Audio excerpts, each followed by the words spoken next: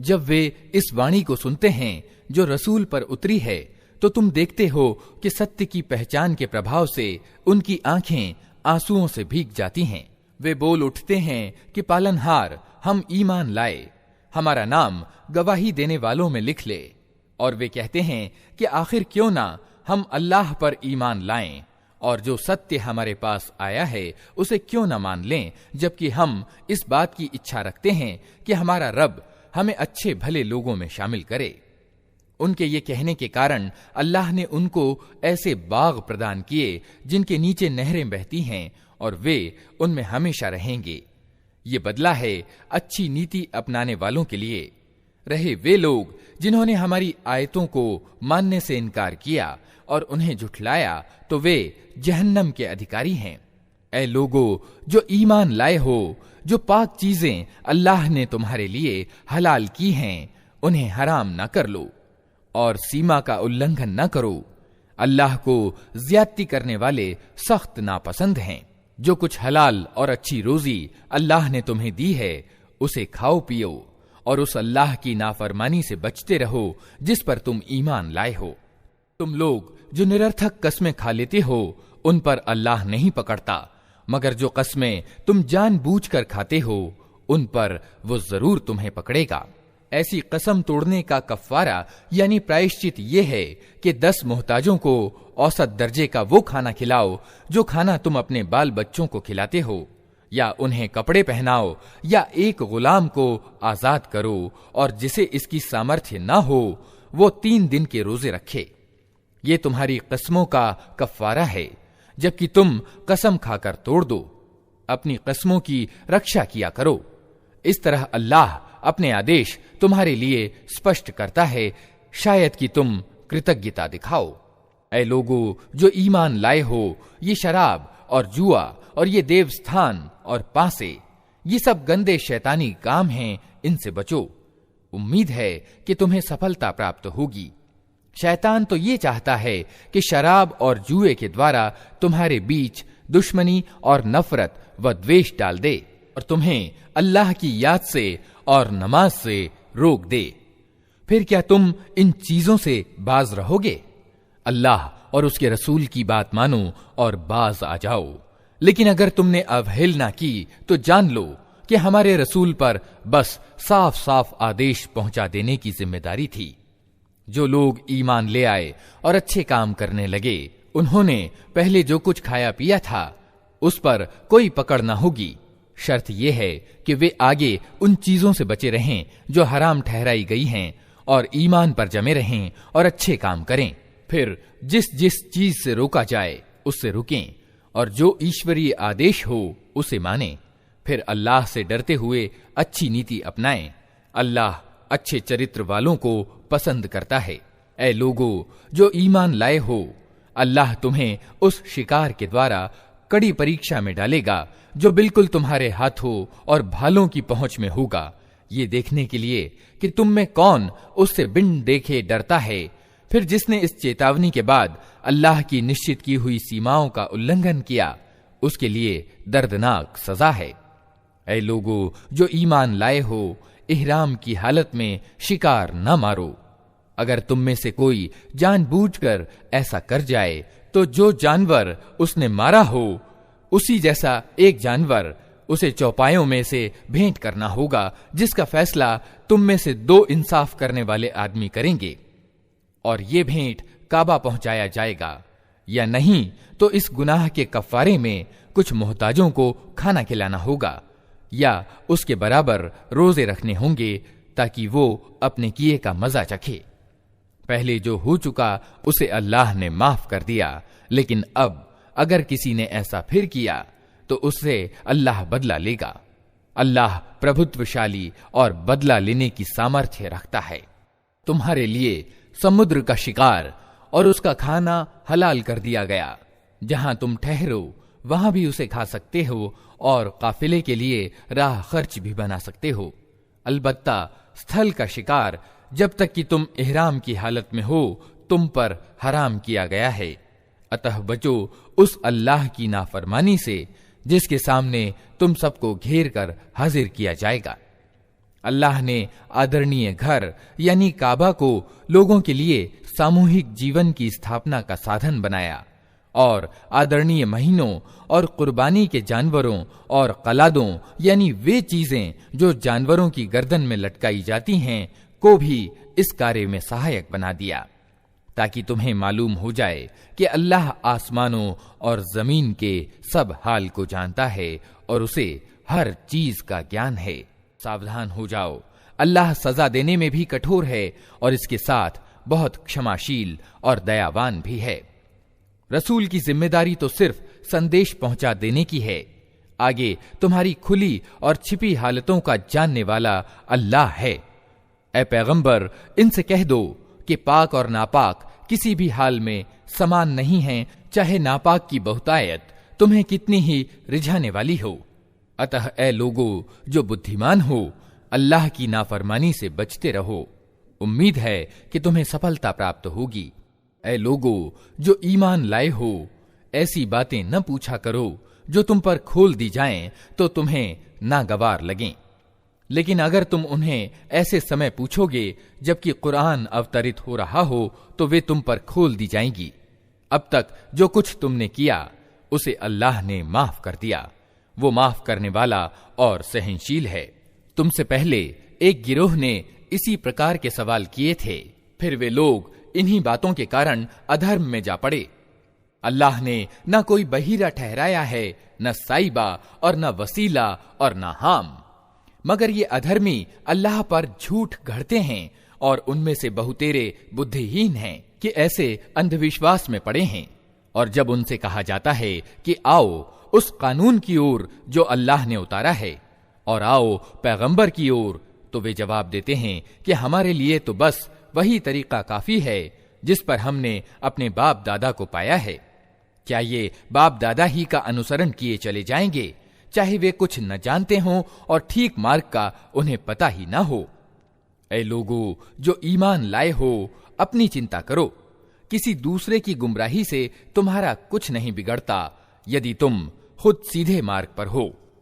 अल्लाह की ओर तुम सबको पलट कर जाना है, फिर वो तुम्हें बता देगा कि तुम क्या करते रहे हो।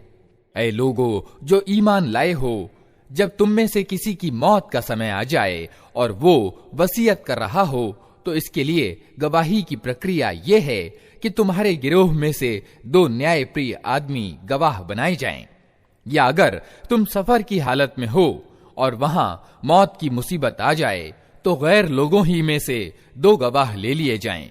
फिर अगर कोई संदेह उत्पन्न हो जाए तो नमाज के बाद दोनों गवाहों को मस्जिद में रोक लिया जाए और वे अल्लाह की कसम खाकर कहें कि हम किसी व्यक्तिगत लाभ के बदले गवाही बेचने वाले नहीं हैं, और चाहे कोई हमारा नातेदार ही क्यों ना हो, हम उसकी रियायत करने वाले नहीं, और ना अल्लाह के वास्ते ही गवाही को हम छिपाने वाले हैं।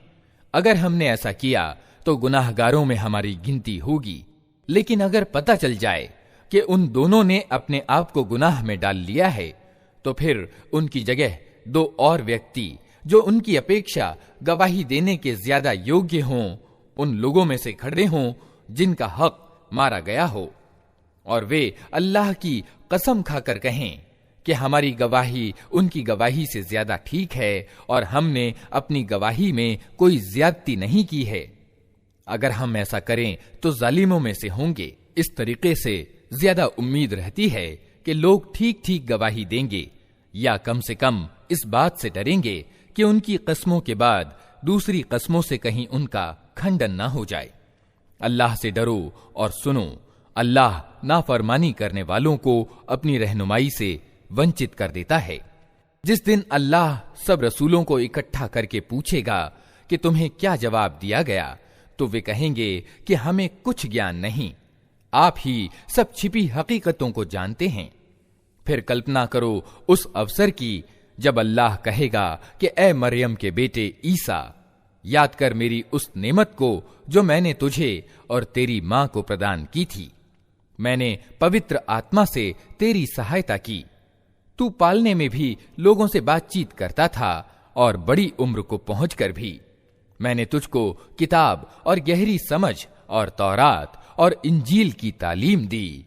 तू मेरी अनुमति से मिट्टी का पुतला पक्षी के रूप का बनाता और उसमें फूंकता था और वो मेरी अनुमति से पक्षी बन जाता था। तू पैदाइशी अंधे और कोढ़ी को मेरी अनुमति से अच्छा करता था। तू मुर्दों को मेरी अनुमति से निकालता था।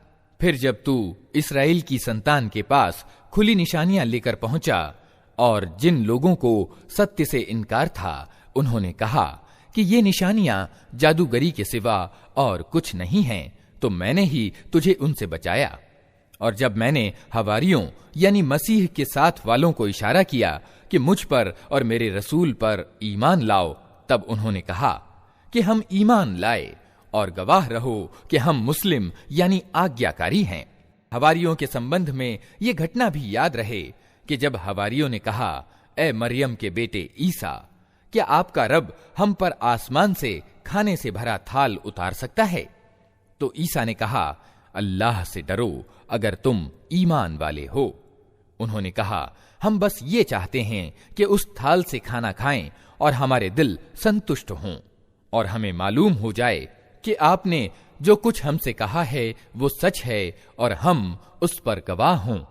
इस पर मरियम के बेटे ईसा ने दुआ की, ए अल्लाह, हमारे रब, हम पर आसमान से एक थाल उतार जो हमारे लिए और हमारे अगले पिछलों के लिए खुशी का अवसर ठहरे और तेरी ओर से एक निशानी हो। हमें रोजी दे और तू बेहतरीन रोजी देने वाला है।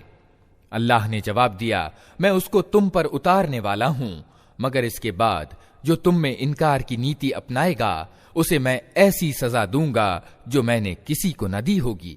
सारांश ये कि जब ये एहसान याद दिलाकर अल्लाह कहेगा कि ए मरियम के बेटे ईसा, क्या तूने लोगों से कहा था कि अल्लाह के सिवा मुझे और मेरी मां को भी ईश्वर बना ले? तो वो जवाब में कहेगा कि पाक है अल्लाह, मेरा ये काम न था कि वो बात कहता जिसके कहने का मुझे अधिकार न था।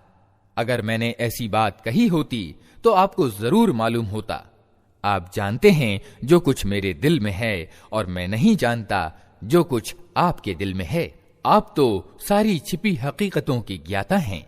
मैंने उनसे इसके सिवा कुछ नहीं कहा जिसका आपने आदेश दिया था, ये कि अल्लाह की बंदगी करो जो मेरा रब भी है और तुम्हारा रब भी।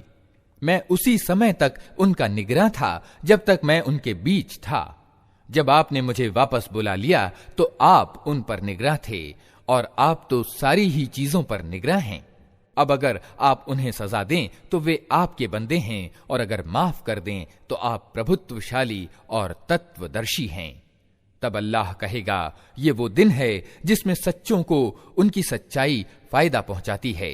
उनके लिए ऐसे बाग हैं जिनके नीचे नहरें बह रही हैं, यहां वे हमेशा रहेंगे। अल्लाह उनसे राजी हुआ और वे अल्लाह से, यही बड़ी सफलता है। जमीन और आसमानों और जो कुछ उनमें है सबकी बादशाही अल्लाह ही के लिए है और वो हर चीज की कुदरत रखता है। अल्लाह के नाम से जो बड़ा मेहरबान और रहम करने वाला है। तारीफ अल्लाह के लिए है जिसने जमीन और आसमान बनाए, रोशनी और अंधेरों को पैदा किया। फिर भी वे लोग जिन्होंने सत्य संदेश को मानने से इनकार कर दिया है, दूसरों को अपने रब का समकक्ष ठहरा रहे हैं। वही है जिसने तुम्हें मिट्टी से पैदा किया, फिर तुम्हारे लिए जिंदगी की एक मुद्दत निश्चित कर दी और एक दूसरी अवधि और भी है जो उसके यहां निश्चित है, मगर तुम लोग संदेह में पड़े हुए हो। वही एक अल्लाह आसमानों में भी है और जमीन में भी, तुम्हारे खुले और छिपे सब हाल जानता है और जो बुराई या भलाई तुम कमाते हो उससे खूब परिचित है। लोगों का हाल ये है कि उनके रब की निशानियों में से कोई निशानी ऐसी नहीं जो उनके सामने आई हो और उन्होंने उससे मुंह न मोड़ लिया हो। अतएव अब जो सत्य उनके पास आया तो उसे भी उन्होंने झुठला दिया। अच्छा, जिस चीज की वे अब तक हंसी उड़ाते रहे हैं, जल्द ही उसके बारे में कुछ खबरें उन्हें पहुंचेंगी। क्या इन्होंने देखा नहीं कि इनसे पहले कितनी ऐसी कौमों को हम तबाह कर चुके हैं जिनकी अपने अपने युग में प्रधानता और बड़ा प्रभाव रहा है। उनको हमने धरती में वो प्रभुत्व प्रदान किया था जो तुम्हें नहीं प्रदान किया है। उन पर हमने आसमान से खूब बारिशें बरसाईं और उनके नीचे नहरें बहा दी। मगर जब उन्होंने कृतज्ञता से काम लिया तो आखिरकार हमने उनके गुनाहों के बदले में उन्हें तबाह कर दिया और उनकी जगह दूसरे दौर की कौमों को उठाया। ऐ पैगंबर, अगर हम तुम्हारे ऊपर कोई कागज में लिखी लिखाई किताब भी उतार देते और लोग उसे अपने हाथों से छू कर भी देख लेते, तब भी जिन्होंने सत्य का इनकार किया है वे यही कहते कि ये तो खुला जादू है। कहते हैं कि इस नबी पर कोई फरिश्ता क्यों नहीं उतारा गया। अगर कहीं हमने फरिश्ता उतार दिया होता तो अब तक कभी का फैसला हो चुका होता, फिर इन्हें कोई मोहलत न दी जाती। और अगर हम फरिश्ते को उतारते तब भी उसे इंसानी शक्ल में ही उतारते और इस तरह इन्हें उसी संदेह में डाल देते जिसमें अब ये पड़े हुए हैं। ए नबी, तुमसे पहले भी बहुत से रसूलों की हंसी उड़ाई जा चुकी है, मगर उन हंसी उड़ाने वालों पर आखिरकार वही हकीकत छाकर रही जिसकी वे हंसी उड़ाते थे। इनसे कहो, तनिक जमीन में चल फिर कर देखो झुठलाने वालों का क्या अंजाम हुआ है। इनसे पूछो, आसमानों और जमीन में जो कुछ है वो किसका है। कहो, सब कुछ अल्लाह ही का है। उसने दयालुता की नीति अपने लिए अनिवार्य कर ली है, इसीलिए वो अवज्ञाओं और सरकशियों पर तुम्हें जल्दी से नहीं पकड़ता। क़यामत के दिन वो तुम सबको जरूर इकट्ठा करेगा। ये बिल्कुल एक असंदिग्ध हकीकत है, मगर जिन लोगों ने अपने आप को खुद तबाही के खतरे में डाल लिया है वे इसे नहीं मानते।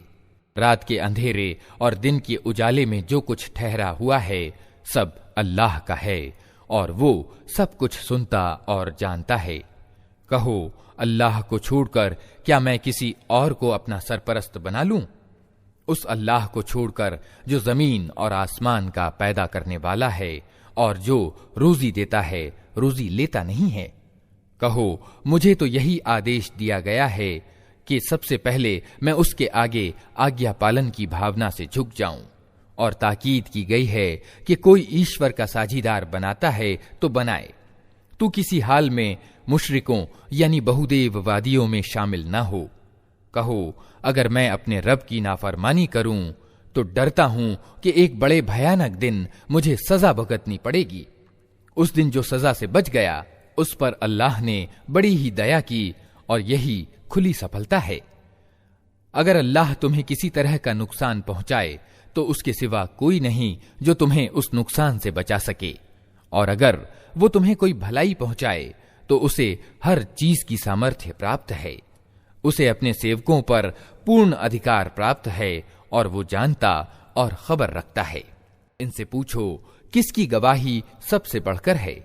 कहो, मेरे और तुम्हारे बीच अल्लाह गवाह है और ये कुरान मेरी ओर वही यानी प्रकाशना के द्वारा भेजा गया है ताकि तुम्हें और जिस जिस को ये पहुंचे सबको सावधान कर दूं। क्या वास्तव में तुम लोग ये गवाही दे सकते हो कि अल्लाह के साथ दूसरे पूज्य भी हैं? कहो, मैं तो इसकी गवाही हरगिज नहीं दे सकता।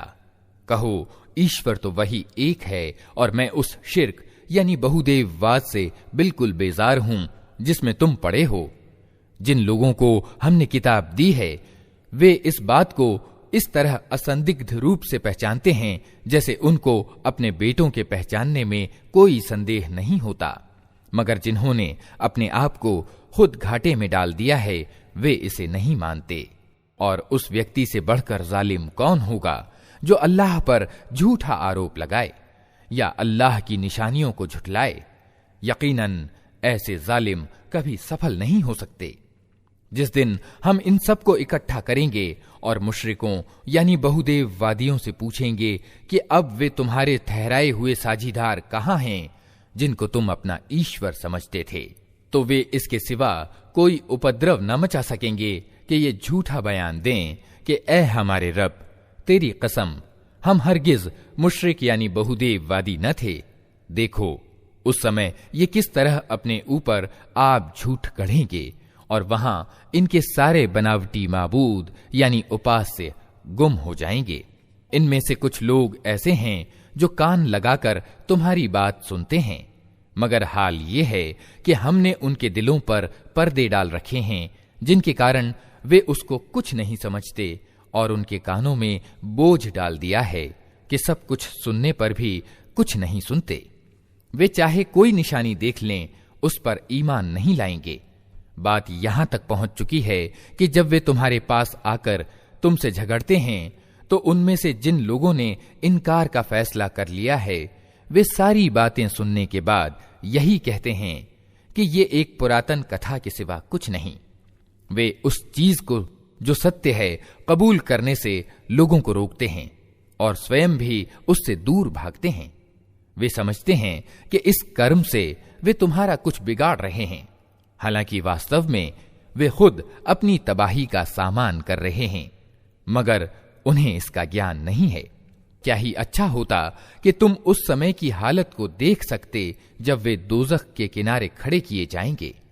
उस समय वे कहेंगे कि क्या ही अच्छा होता कि कोई राह ऐसी निकल सकती कि हम दुनिया में फिर वापस भेजे जाएं और अपने रब की निशानियों को न झुठलाएं और ईमान लाने वालों में शामिल हों।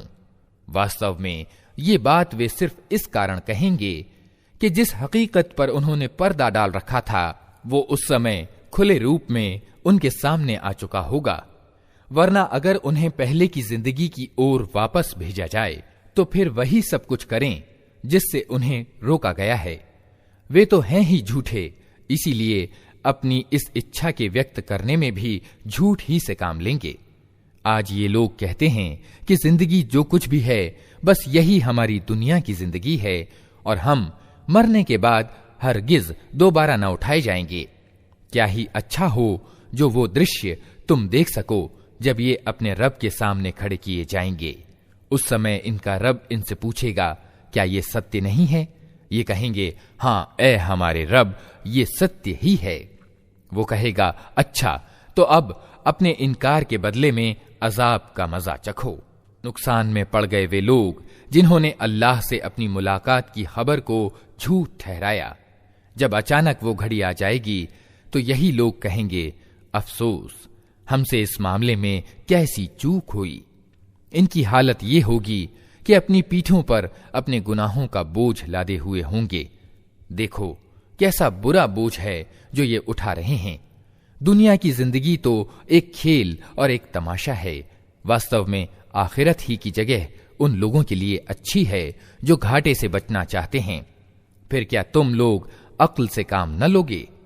ए नबी, हम जानते हैं कि जो बातें ये लोग बनाते हैं उनसे तुम्हें दुख पहुंचता है, लेकिन ये लोग तुम्हें नहीं झुठलाते, बल्कि ये जालिम वास्तव में अल्लाह की आयतों का इनकार कर रहे हैं। तुमसे पहले भी बहुत से रसूल झुठलाए जा चुके हैं, मगर इस झुठलाने पर और उन तकलीफों पर जो उन्हें पहुंचाई गईं, उन्होंने सब्र से काम लिया, यहां तक कि उन्हें हमारी सहायता पहुंच गई। अल्लाह की बातों को बदलने की शक्ति किसी में नहीं है, और पिछले रसूलों के साथ जो कुछ हुआ उसकी खबरें तुम्हें पहुंच ही चुकी हैं। फिर भी अगर इन लोगों की विमुखता तुम्हारे लिए बर्दाश्त से बाहर है, तो अगर तुम में कुछ जोर है तो जमीन में कोई सुरंग ढूंढो या आसमान में सीढ़ी लगाओ और उनके पास कोई निशानी लाने की कोशिश करो। अगर अल्लाह चाहता तो उन सबको सीधे मार्ग पर इकट्ठा कर सकता था, अतः नादान मत बनो। सत्य के आह्वान को स्वीकार वही लोग करते हैं जो सुनने वाले हैं। रहे मुर्दे तो उन्हें तो अल्लाह बस कब्रों ही से उठाएगा और फिर वे उसकी अदालत में पेश होने के लिए वापस लाए जाएंगे। ये लोग कहते हैं कि इस नबी पर इसके रब की ओर से कोई निशानी क्यों नहीं उतारी गई? कहो, अल्लाह को निशानी उतारने की पूरी सामर्थ्य प्राप्त है, मगर इनमें ज्यादातर लोग नासमझी में पड़े हुए हैं।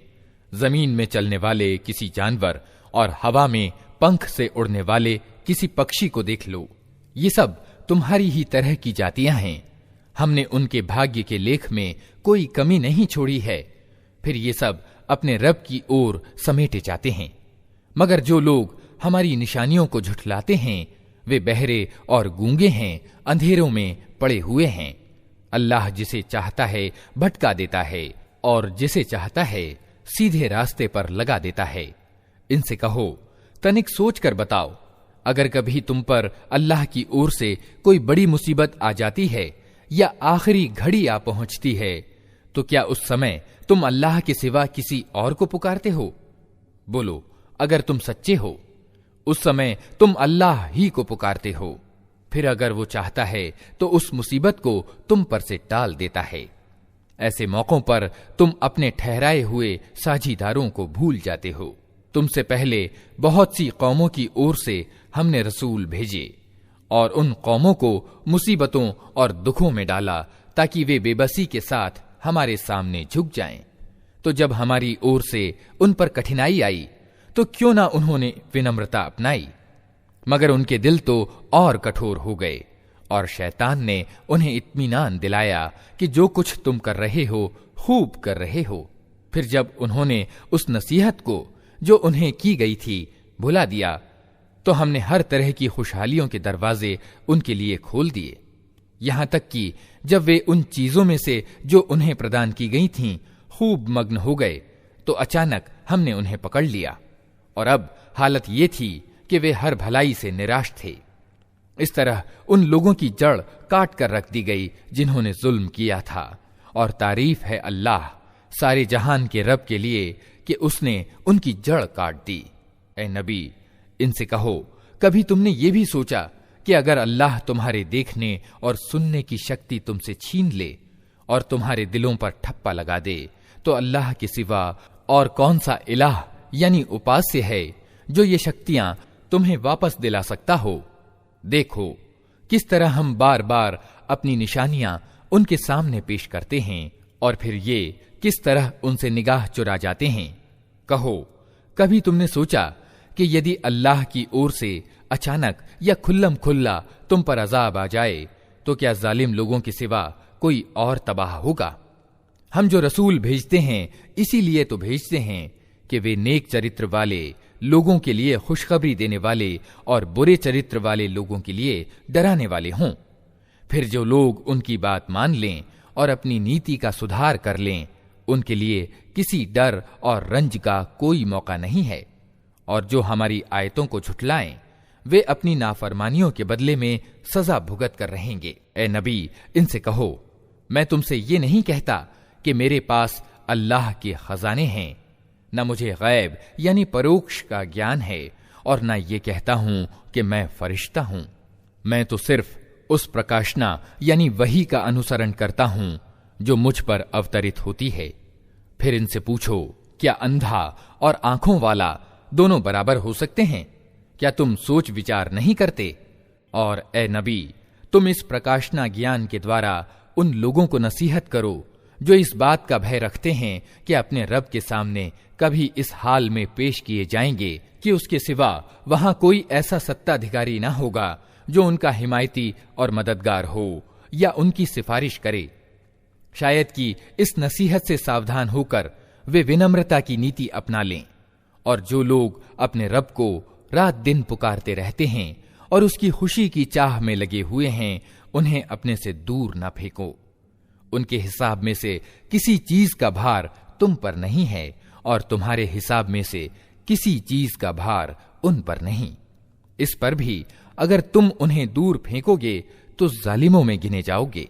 वास्तव में हमने इस तरह इन लोगों में से कुछ को कुछ के द्वारा परीक्षा में डाला है ताकि वे इन्हें देखकर कहें, क्या ये हैं वे लोग जिन पर हमारे बीच अल्लाह की कृपा हुई है? हाँ, क्या अल्लाह अपने शुक्रगुजार बंदों को इनसे ज्यादा नहीं जानता है? जब तुम्हारे पास वे लोग आएं जो हमारी आयतों को मानते हैं, तो उनसे कहो, तुम पर सलामती है। तुम्हारे रब ने दयालुता की नीति अपने ऊपर अनिवार्य कर ली है। ये उसकी दया ही है कि अगर तुम में से कोई नादानी के साथ कोई बुराई कर बैठा हो, फिर उसके बाद तौबा और सुधार कर ले, तो वो उसे माफ कर देता है और नरमी से काम लेता है। और इस तरह हम अपनी निशानियां खोल खोल कर पेश करते हैं ताकि अपराधियों का मार्ग बिल्कुल स्पष्ट हो जाए।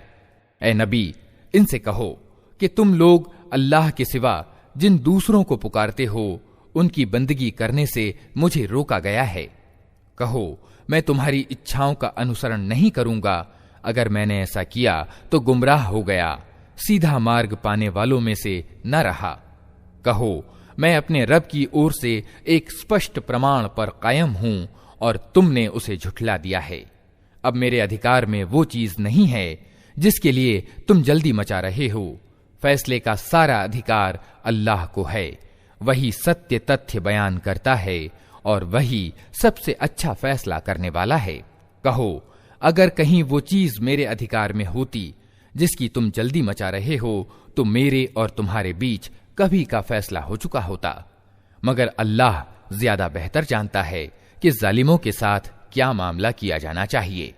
उसी के पास गैब यानी परोक्ष की कुंजियां हैं जिन्हें उसके सिवा कोई नहीं जानता। जल और थल में जो कुछ है सबसे वो परिचित है। पेड़ से गिरने वाला कोई पत्ता ऐसा नहीं जिसका उसे ज्ञान ना हो। जमीन के अंधकारमय पर्दों में कोई दाना ऐसा नहीं जिससे वो परिचित ना हो। सूखा और गीला सब कुछ एक खुली किताब में लिखा हुआ है। वही है जो रात को तुम्हारी रूहों को समेट लेता है और दिन को जो कुछ तुम करते हो उसे जानता है।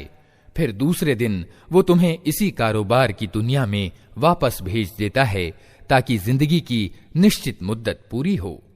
आखिरकार उसी की ओर तुम्हारी वापसी है। फिर वो तुम्हें बता देगा कि तुम क्या करते रहे हो।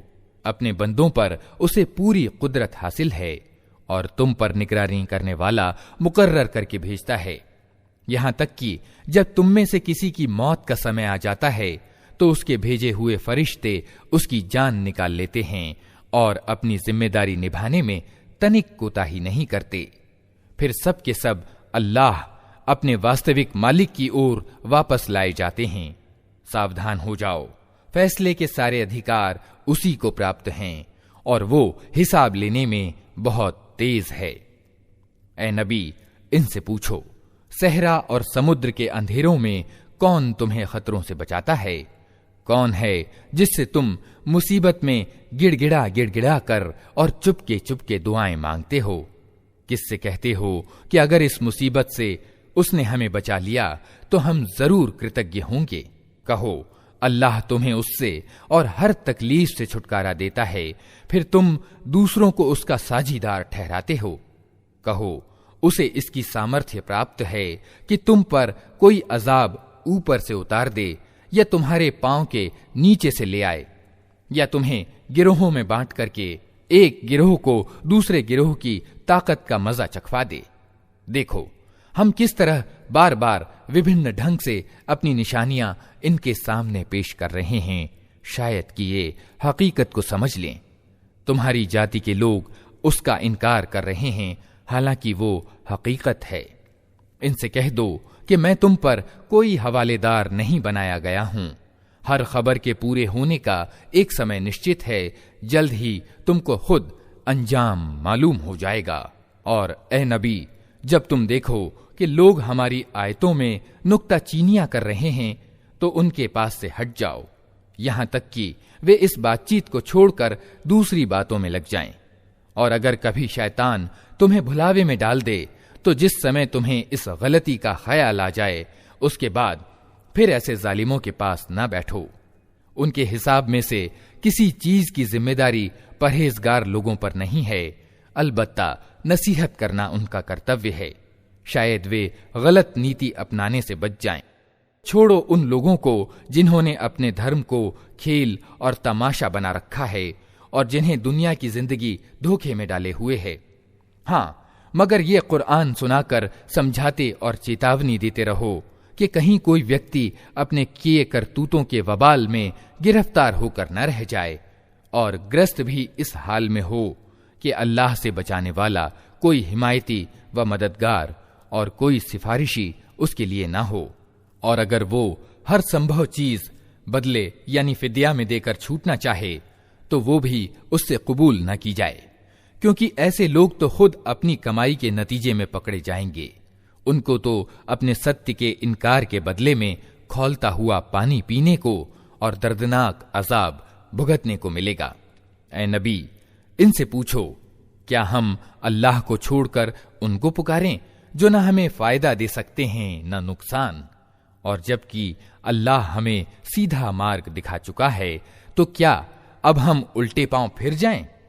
क्या हम अपनी हालत उस व्यक्ति की सी बना लें जिसे शैतानों ने बयाबान में भटका दिया हो और वो हैरान व परेशान फिर रहा हो, हालांकि उसके साथ ही उसे पुकार रहे हों कि इधर आ, ये सीधी राह मौजूद है। कहो, वास्तव में सही मार्गदर्शन तो सिर्फ ईश्वर ही का मार्गदर्शन है और उसकी ओर से हमें ये आदेश मिला है कि विश्व के मालिक के आगे आज्ञाकारिता के साथ सिर झुका दो, नमाज कायम करो और उसकी नाफरमानी से बचो। उसी की ओर तुम समेटे जाओगे। वही है जिसने आसमान और जमीन को हक के साथ पैदा किया है, और जिस दिन वो कहेगा कि हश्र यानी कयामत हो जाए, उसी दिन वो हो जाएगा। उसका कहना बिल्कुल सत्य है। और जिस दिन सूर यानी नरसिंघा में फूंक मारी जाएगी, उस दिन बादशाही उसी की होगी।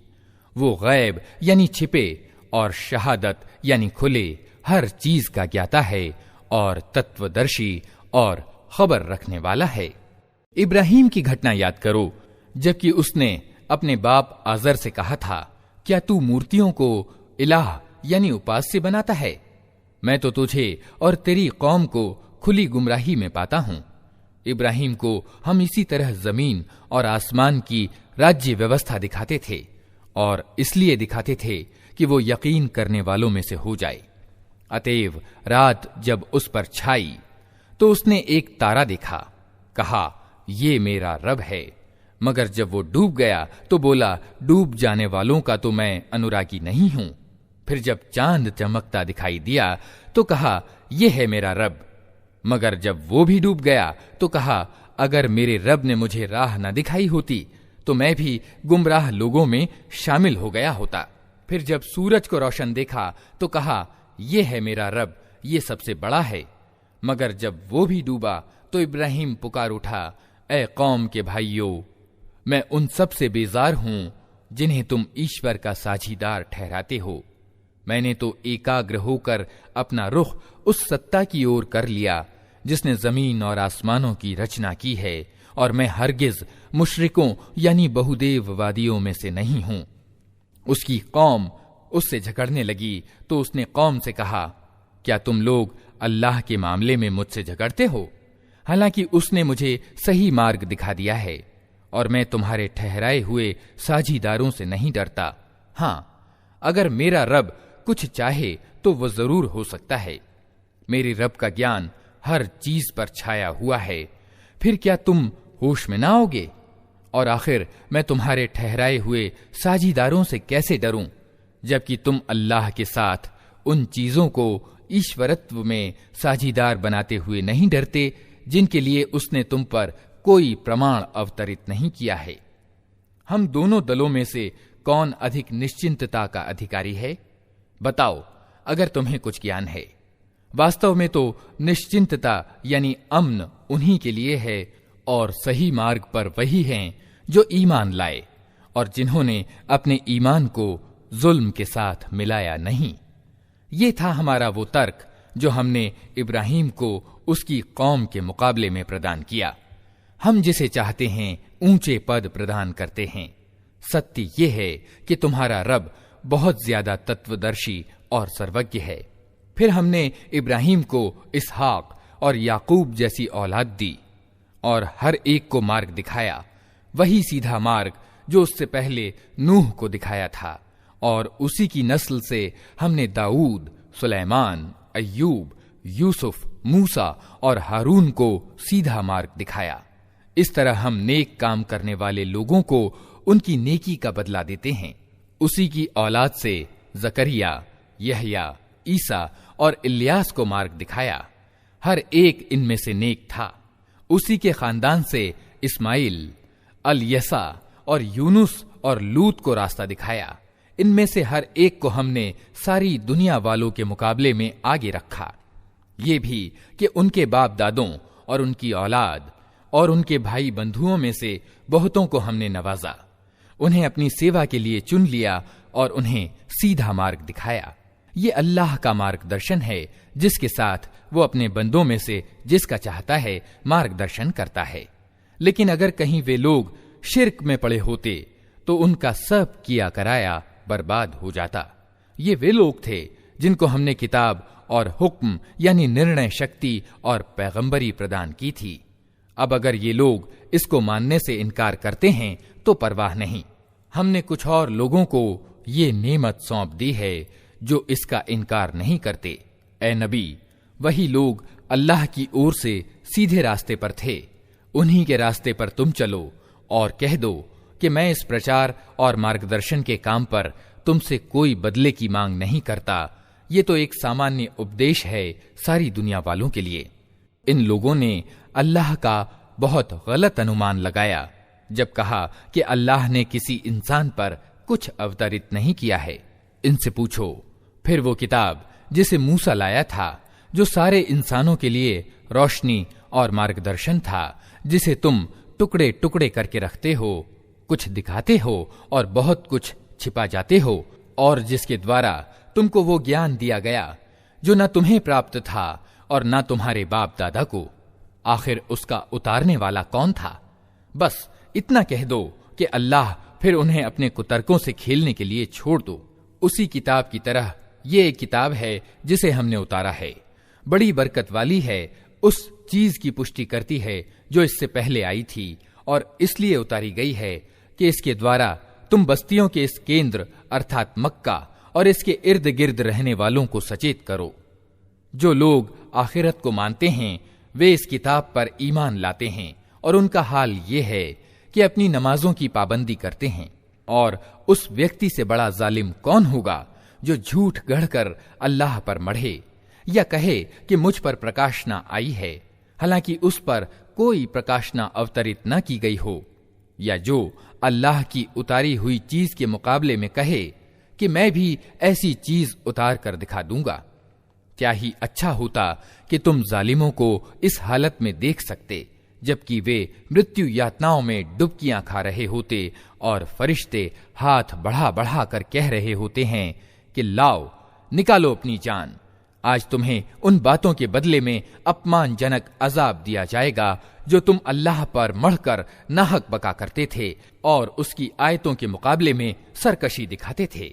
और अल्लाह कहेगा, लो, अब तुम वैसे ही बिल्कुल अकेले हमारे सामने हाजिर हो गए जैसा हमने तुम्हें पहली बार अकेला पैदा किया था।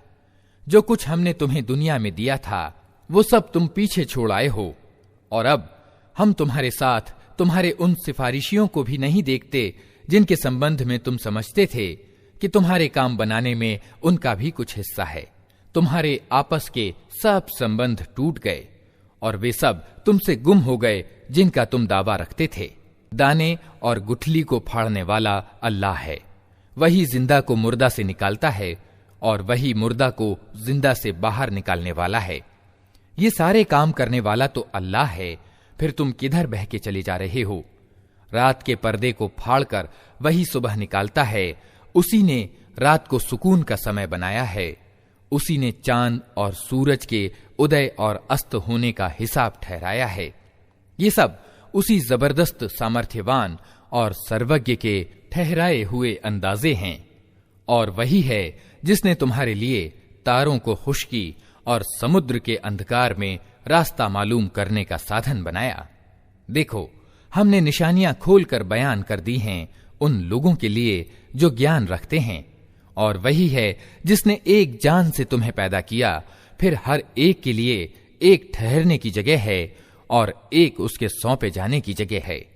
देखो, तुम्हारे पास तुम्हारे रब की ओर से आंख खोल देने वाली रोशनी आ गई है। अब जो सूझ से काम लेगा अपना ही भला करेगा, और जो अंधा बनेगा खुद नुकसान उठाएगा। मैं तुम पर कोई नियुक्त रखवाला नहीं हूं। फिर उनसे तले ऊपर चढ़े हुए दाने निकाले और खजूर के गाभों से फलों के गुच्छे पैदा किए जो बोझ के कारण झुके पड़ते हैं, और अंगूर, जैतून और अनार के बाग लगाए जिनके फल एक दूसरे से मिलते जुलते भी हैं और फिर प्रत्येक की विशेषताएं अलग अलग भी हैं। ये पेड़ जब फलते हैं तो इनमें फल आने और फिर उनके पकने की दशा को तनिक गौर की नजर से देखो। इन चीजों में निशानियां हैं उन लोगों के लिए जो ईमान लाते हैं। इस पर भी लोगों ने जिन्नों को अल्लाह का साझीदार ठहरा दिया, हालांकि वो उनका पैदा करने वाला है, और बेजाने बूझे उसके लिए बेटे और बेटियां रच दी, हालांकि वो पाक और उच्च है उन बातों से जो ये लोग कहते हैं। वो तो आसमानों और जमीन का ईजाद करने वाला है, उसका कोई बेटा कैसे हो सकता है जबकि कोई उसका जीवन साथी ही नहीं है।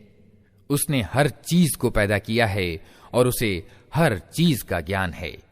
यह है अल्लाह तुम्हारा रब, कोई इलाह यानी उपास्य उसके सिवा नहीं है, हर चीज का सृष्टा। अतः तुम उसी की बंदगी करो और वो हर चीज का जिम्मेदार है।